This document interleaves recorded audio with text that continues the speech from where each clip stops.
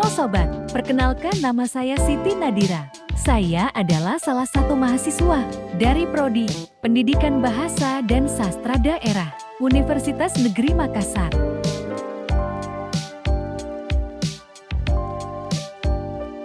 Di sini saya membawakan materi tentang kata khusus atau kata simetrika dengan kata umum atau kata luar.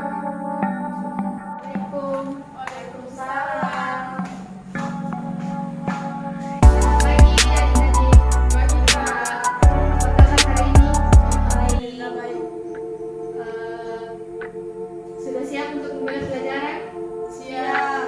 Baik, jadi sebelum kita mulai pelajaran, langkah baiknya sebelum mulai pelajaran kita membaca doa sebelum belajar terlebih dahulu. Doa dimulai.